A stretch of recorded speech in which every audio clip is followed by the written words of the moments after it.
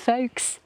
Those of you that have been watching my recent videos will know that I'm going to be competing in a 200-mile race this coming September, and this will be a mountain race in the Canadian Rockies and southern Alberta.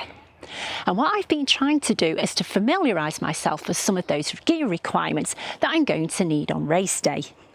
Now, one of the mandatory gear requirements is for us to carry an emergency bivvy.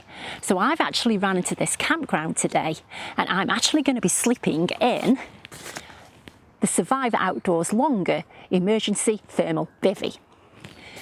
Now, the sun's just about to set, so I need to get things set up quickly, but let's take a look at this first.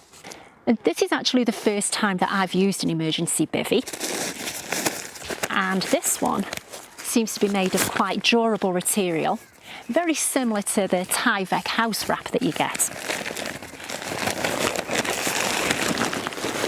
It also comes with these Velcro fastenings down the side, which will hopefully make it much easier to climb in and out of.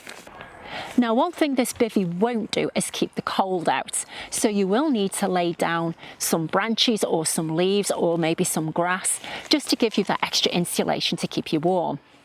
Now, I'm actually on a campground tonight, so I'm not going to be able to go and pull down trees or anything, and we're also in a national park, so that's not feasible.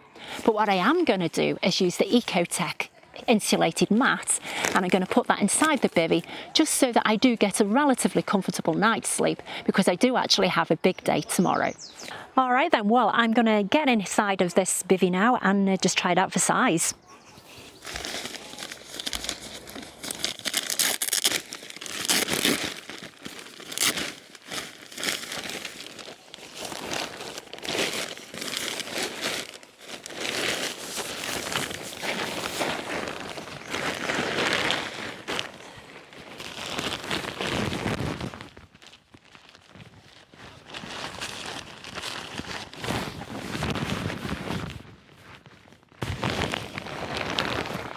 Well, actually, that's not too bad at all.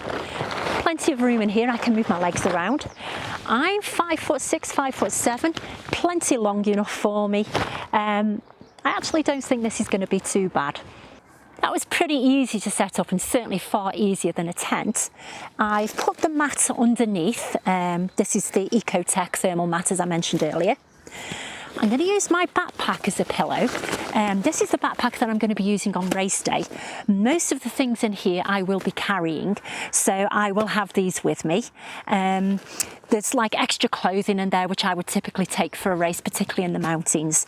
And I may end up wearing that tonight. I don't know, we'll see how things go. And that's just going to go there. I've also got this sleeping bag liner, this Pongi sleeping bag liner. And again, this is just to give me that little bit of extra insulation if I need it later on in the night. And particularly in the early hours when we get that dew point that starts coming through and the sun starts to rise, things always get a little bit chilly. Temperatures are probably going to go down to about 7 or 8 degrees Celsius tonight, which is around about 50 degrees Fahrenheit. So whilst it's not bitter cold, it is going to get a little bit chilly. One thing I forgot to mention as well is that this is actually waterproof, so even if it does get a little bit damp, hopefully I'll still stay dry in there. But what I am going to do is I'm actually going to use this thing, which is an emergency blanket, and with this I'm going to make a little bit of a shelter, and I'm going to use my running poles to make that shelter and support the angle.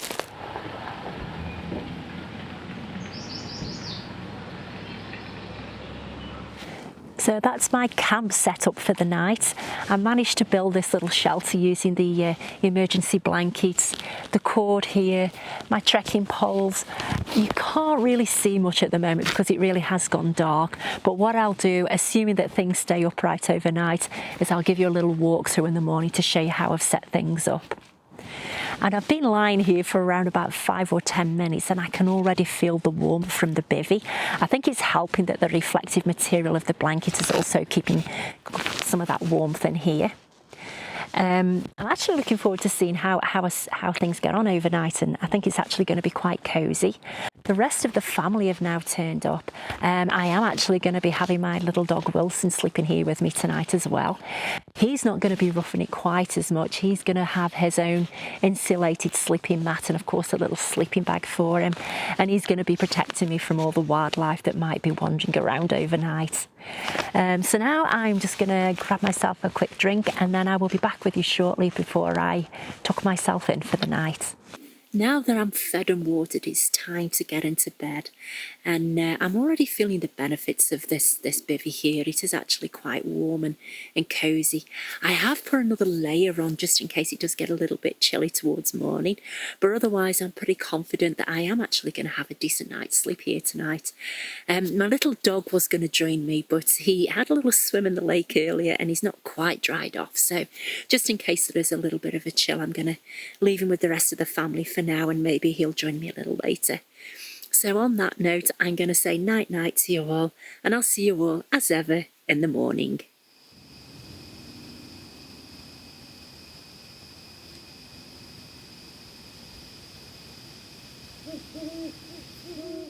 Well, good morning everybody. It is 6 o'clock on a Saturday morning and I have to say that was a pretty good night's sleep and I'm really happy with how things went. I woke up just a couple of times where I just had that little bit of it's a bit chilly in here, but otherwise I've been really warm. I didn't need to put any other layers on and I just think that I dressed correctly for the kind of temperatures that we've had overnight and also for sleeping in this bivvy bag. I did wake up around about 3 o'clock or something and there was some rustling going on in the trees and I thought, oh my goodness, what's out there? So that kind of kept me awake for a short while. But I soon went back to sleep with no problems at all. I did have to pinch my little dog's sleeping bag just to buff up the pillow a little bit. Those sharp edges from the bottles and things in my backpack weren't very comfortable at the end of the day. But usually there would be a few more bits of clothing in there to make it a little bit more comfortable. I'm also very happy to say that the shelter that we built from the emergency blanket and the poles, those little shards of wood and the cord rope worked really well. Didn't fall over overnight. There was a slight breeze and I could hear things moving a little bit, but it was pretty sturdy and I'm really happy that it held up the overnight period.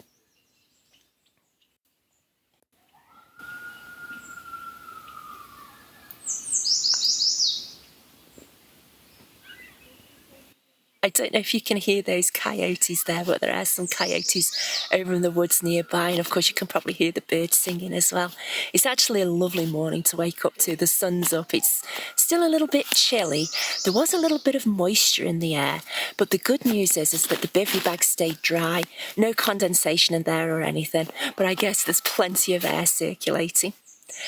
I think that's a pretty good summary of how my night went. I'm going to get a little bit of food, getting freshened up a little bit, and then I will be back to give you my closing comments.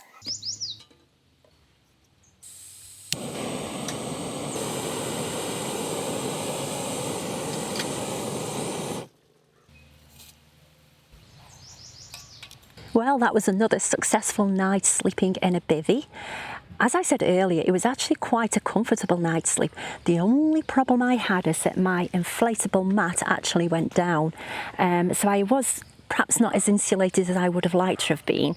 It did allow a little bit of moisture to come up and I did feel that a little bit of a chill.